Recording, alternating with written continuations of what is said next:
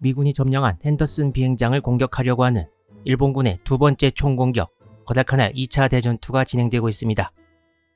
일본군은 위 지도에 보이는 파란색으로 된 마루야마 길을 따라 험난한 산지에서 있지도 않은 길을 직접 뚫어가면서 악전 고투 끝에 미군 진지에 거의 다다랐는데요.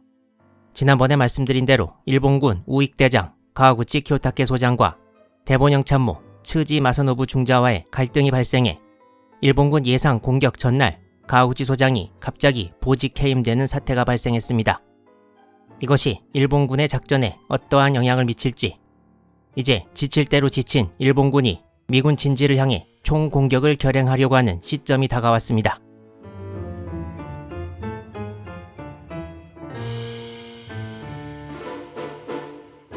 마루야마 사단장의 본대가 남쪽에서 미군 진지에 접근하고 있을 무렵 스미요시 타다시 소장 휘하의 포병대와 약 3,000명의 보병들이 남쪽으로부터의 주 공격을 도와 마타니카우강을 서쪽에서 건너 양동작전으로 미군 진영을 공격하게 되어 있었습니다.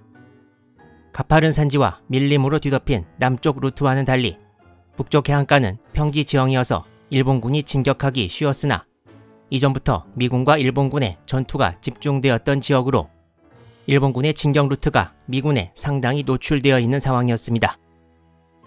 스미요시의 부대는 본대가 남쪽으로 떠난 18일부터 미군 진지에 포격 등을 가했는데요.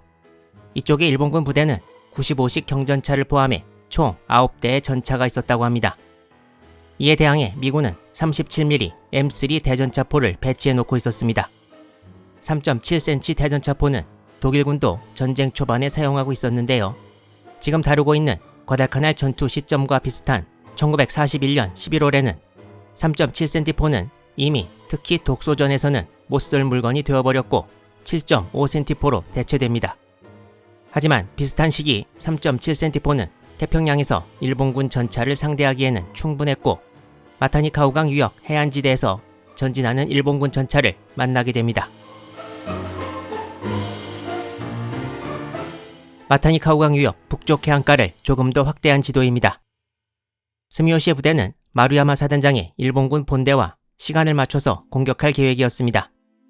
당시 스미요시 소장은 마타니카우강을 이미 건너 오스틴산 서쪽 지역에 위치해 있었는데요. 마루야마 사단장과는 유선으로 연락이 되었지만 휘하 부대와는 무선으로 연락을 했습니다. 당시 일본군 본대의 공격 날짜는 20일에서 계속 연기돼서 최종 24일이 되었는데요. 24일로 연기된 것을 마타니카우강 동쪽에 스미요시 소장은 알고 있었지만 이걸 공격부대에 무선으로 전달하는데 실패합니다. 그리고 본대와 동시에 24일에 공격했어야 할 스미요시 부대는 하루 전인 23일에 동쪽 미군 진지를 향해 공격을 시작하게 됩니다. 먼저 일본군 전차들이 미군 방어선 돌파를 시도했는데요. 97식 중전차 치하 4대가 돌파를 시도했으나 미군의 반격으로 전부 파괴되고 이어서 들어온 95식 경전차 8호 5대도 전부 격퇴됩니다. 당시 마타니카우강 하구와 해안 지역을 지키고 있던 미군은 해병 제1연대 제3대대였고 미군은 여기서 37mm 대전차포 이외에도 M3 건모터 캐리지 GMC, M3 하프트랙에 75mm 대전차포를 얹은 대전차 자주포를 동원해 일본 전차를 파괴했습니다. 9대의 전차를 끌고 온 일본 독립전차 제1중대 인원 44명 중에서 부상병 7명을 포함해 17명만이 후방으로 생還하고 나머지 27명은 전사했습니다. 이 사진에는 10월 23일 저녁 때 마타니카우강을 건너려다 파괴된 97식 중전차들이 보입니다. 저 멀리 바다가 보이고 일본군 전차부대가 해안의 면에 있는 마타니카우강 하구를 따라 진격해 들어온 것을 알 수 있습니다.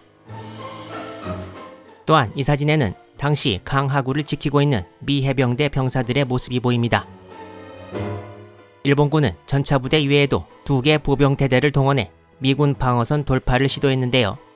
바로 10월 초 미군의 마타니카우강 공격에서 큰 피해를 입은 제4연대 2개 대대였습니다.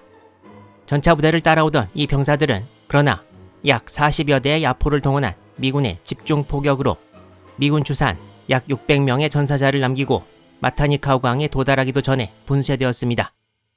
일본군의 야심찬 양동작전은 일선 부대 간의 통신이 제대로 이루어지지 않아서 허무하게 끝나고 말았으나 남쪽의 본대와 동시에 공격했어도 과연 돌파가 가능했을지는 의문이고 북쪽 해안가도 길이 좁기는 마찬가지여서 원래 계획대로 모든 병력이 이쪽으로 왔어도 과연 일본군이 원하던 것을 이룰 수 있었을지도 의문시됩니다. 미군의 피해는 25명이 전사하고 14명이 부상을 입는데 그쳤습니다. 해안가로 오다가 격퇴된 부대와는 달리 내륙 쪽으로 강을 건너온 부대가 있었는데요. 오카 아키노스케 대좌가 이끈 이 부대의 이동은 미군에 발각되지만 큰 피해 없이 대부분 오스틴산 서쪽 지역으로 잠입합니다. 이 부대의 전투 상황은 이후에 등장합니다. 이렇게 과달카날 2차 대전투의 시작은 서쪽에서 시작해서 미군의 완승으로 끝났습니다.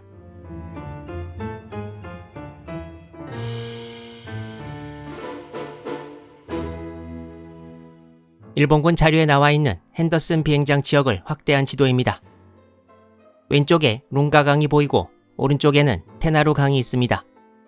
핸더슨 비행장과 두 번째 활주로인 파이터 1이 보이고 가운데에는 일본명 진해고지라고 불리던 에드슨 등선이 있습니다. 그리고 이곳을 지키던 미군 제1선 방어선도 표시되어 있습니다. 당시 미군 진지를 보면 파이터 1 활주로 약간 아래서부터 남쪽 전선의 가장 동쪽은 육군 제164연대 제2대대가 수비하는 제2방어구역 섹터 2였습니다. 여기서부터 룽가강 동쪽까지가 제3방어구역이었고 제1방어구역이 제2구역의 왼쪽, 제4방어구역이 제3구역의 오른쪽에 위치했습니다. 문제가 된 것은 곧 일본군이 쳐들어올 제3방어구역이었습니다. 원래 제3방어구역의 서쪽은 허먼 헤너켄 중령의 해병 제7연대 제2대대가 배치되었는데 이전부터 시끄러웠던 마타니카우강 쪽의 방비를 철저히 하기 위해 그쪽으로 돌려집니다.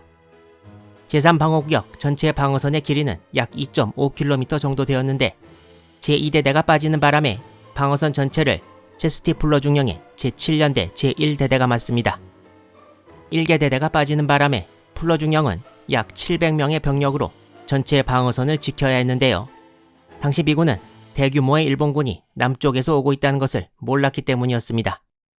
플러 중령은 자기 휘하대대 A, B, C 중대에서 각각 1개 소대를 뽑아 지대를 하나 만들고 이를 기관총으로 보강시킨 다음에 가장 서쪽에 배치한 이후 B, C, A 중대 순으로 서쪽에서 동쪽으로 배치시켰습니다.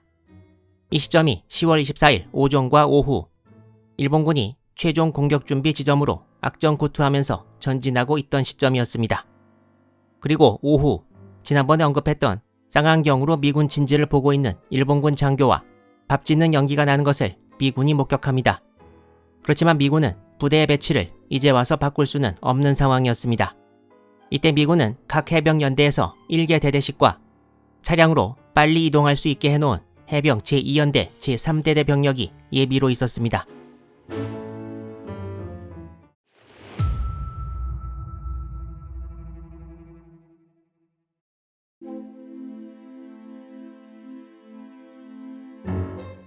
(1942년 10월 24일) 과달카날은 오후 4시부터 폭우가 쏟아졌다고 합니다.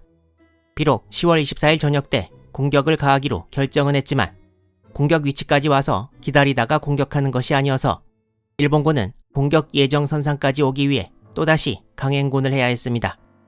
1시간이 지난 오후 5시까지 비는 그칠 줄 몰랐고 일본군이 전진하던 밀림 속은 해가 지면서 그야말로 암흑천지가 되고 말았습니다. 일본군 지휘부는 아군의 위치나 여러 사정에 대한 파악이 극히 힘들었습니다. 당시 16년대 부관 노다 코오지는 적을 알고 나를 알면 100번 싸워도 위태롭지 않다고 했는데 지금은 적정도 모르고 아군도 장악이 안 되니 그야말로 주먹구구식 작전이라고 한탄했습니다. 비가 오면서 목표 지점까지 오는 시간도 늦어 공격 예정 시간을 훨씬 넘겨버리고 말았고 전진하는 일본군은 장소에 따라서 허리까지 빠지는 늪지대를 지나야 했습니다. 그렇지만 오후 9시가 되면서 비가 그치고 달빛도 비추기 시작했습니다. 일본군은 지친 상태지만 계속 전진했고 핸더슨 비행장을 점령했을 때의 암호를 반자이로 하기로 정합니다. 플러 중령의 대대는 4개 중대로 나뉘어져 일본군이 주로 공격할 전선을 지키고 있었고 여기를 공격할 일본군 병력은 좌익대 중심 보병대만 3개 대대, 우익대도 보병대대만 3개가 있어 언뜻 보면 병력 차이가 엄청나게 나는데요. 좌익대의 중심인 제29연대를 이끌던 코미야 쇼지로 대좌는 보병대대와 공병대, 연대본부, 속사포 중대 등으로 진격 순서를 정하고 이를 전달했습니다. 그렇지만 마지막 공격을 위한 전진도 힘든 것은 마찬가지였습니다. 좌익대인 제29연대 제11중대장 가츠마타 지로 대위는 공격 위치로 전진하면서 갑자기 대대 본부로 들어오라는 명령을 받는데요. 선두에 섰던 중대 중대장이 행방불명되었다는 것이었습니다. 비록 풀러중령의 대대보다 숫자는 많지만 일본군은 마지막까지 어려움을 겪고 있습니다. 일본군은 야습을 위해 일모루 완전히 암흑천지가 된 밀림을 뚫고 나가고 있었는데요. 밀림 속은 앞에 서 있는 병사의 허리를 잡고 가지 않으면 금방 놓쳐버릴 정도로 어두웠습니다. 일본군 좌익대의 주력인 제29연대는 선두에 선 제1대대에 이어 공병중대, 그 뒤에 연대본부와 제7중대, 그리고 통신중대와 제3대대가 따라왔습니다. 속사포중대와 연대포중대는 예비대와 함께 후미를 형성했습니다. 하지만 많은 야포의 부품과 포탄이 여기까지 오는 동안에 유실돼서 뒤에 따라오는 포병대가 어느 정도 도움이 될지는 그야말로 의문이었습니다. 방금 말씀드렸다시피 선두에서 전진하던 중대장이 사라지는 일도 발생했는데요.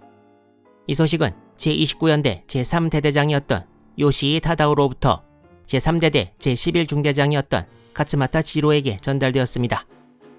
행방불명된 중대장은 제9중대장이었고 이제 제11중대가 선두에 서게 되었습니다.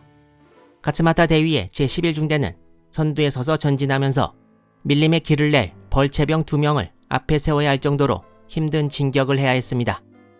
11중대가 선두로 나올 무렵 요시 대대장은 가츠마타 중대장에게 정북방에서 5도 동쪽으로 전진하라고 신신당부합니다. 길이 있는 것도 아니고 적진이 보이는 것도 아니어서 그야말로 나침반을 보면서 앞에 있는 장애물을 마지막까지 뚫고 가야 했던 것입니다. 일본군의 공격 지점은 지난번 1차 대전투 때의 에드슨 능선 쪽 근처였는데요. 미 해병이 능선 위에서 남쪽을 바라보고 있는 이 사진을 보면 현재 일본군이 전진하고 있는 주변 밀림의 지형이 상당히 만만치 않게 보입니다. 일본군이 공격 위치로 전진하면서 오후에 온 비로 이미 옷은 다 젖어서 축축했고 지친 병사들의 고통이 이미 극한에 달했다고 가츠마타 대위는 회고록에 적고 있습니다. 당시 가츠마타 대위의 회고록과 다른 여러 자료를 볼 때 후미에서 전진하던 제3대대에도 벌채병이 있었고 전진에 혼란이 있었던 것으로 보아 제29연대의 앞쪽에서 전진하던 부대들과 뒤에서 전진하던 부대들 간에 연락이 잘 되지 않고 그야말로 각자 알아서 전진한 것으로 보입니다. 에드슨 능선부터 일본군이 올라오고 있는 지역까지는 전부 정글이어서 일본군은 나침반을 보고 전진하면서 미군의 방어선이 어디서부터 시작되는지 몰랐기 때문에 전진하다가 잘못해서 미군에 먼저 발각되는 것도 방지해야 했습니다. 하지만 이때 뜻하지 않은 소식이 들어왔습니다. 전진 도중 행방불명되었던 제3대대 제9중대장이 다시 일본군 진지로 살아 돌아온 것입니다. 9중대장의 이름은 마키타 유키오 중이었습니다. 요시 대대장, 가츠마타 중대장과 다시 반갑게 만난 마키타 중대장은 중대와 떨어져 있던 시간 동안 미군 철조망을 발견했다고 보고합니다. 이쪽은 체스티플러 중령 휘하의 미군 해병 제7연대 제1대대의 A중대 지역이었는데요. 일본군 지휘부는 미군에게 발각되기 이전에 미군 진지를 발견했다고 생각하고 앞서가던 척후병 5명에게 전진을 멈추고 돌아오라고 전령을 보냈습니다. 하지만 이 척후병들도 전진하다가 미군 철조망을 발견했고 기록에 의하면 척후병들이 철조망이다 라고 생각함과 동시에 미군 진지에서 기관총 사격을 시작했다고 전합니다. 이때가 10월 25일 오전 0시 30분이었습니다. 결국 일본군은 완전한 공격 준비 대응을 갖추기 전에 미군에 발각되고 만 것이었습니다. 예정했던 공격 개시 시간을 혼란 속에 약 3시간이나 지난 시각이었는데요. 10월 24일에서 25일로 넘어가는 동안 일본 좌익대는 드디어 공격을 개시할 상황이었는데 좌익대와 동시에 공격하기로 되어 있던 우익대에서는 이상한 일이 하나 발생합니다.